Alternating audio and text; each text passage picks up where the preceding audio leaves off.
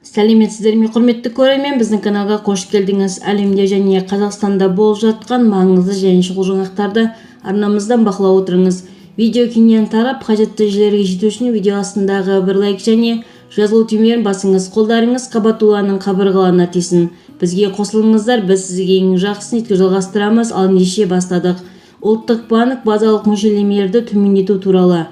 Қазақстан экономикасының болжамдарында Ұлттық банк мұнайдың бар еліне $80 болатын ескерді деп реттеуші базалық мөлшерлемелер төмендету туралы шешіміне түсініктеме берді. Базалық сценарий аясында болжамды бағалауды қалыптастыру үшін біз 2023 жылы мұнайдың орташа бағасын бір баррель қылып шамамен $80 пайдаландық делінген жұмада тарапталған түсініктемеде.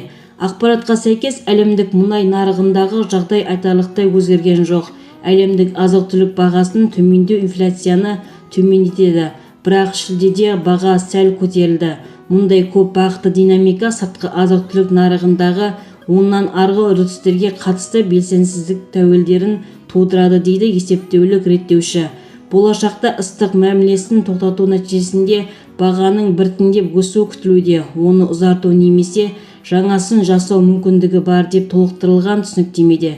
Толығырақ төмендегі сайтымыздан көре аласыздар. Егер біздің видеоролик ұнаса, подписаться және бір лайк түймесін басып кетулеріңізді сұраймыз. Лайк басқан қолдарыңызға гүл бітсін.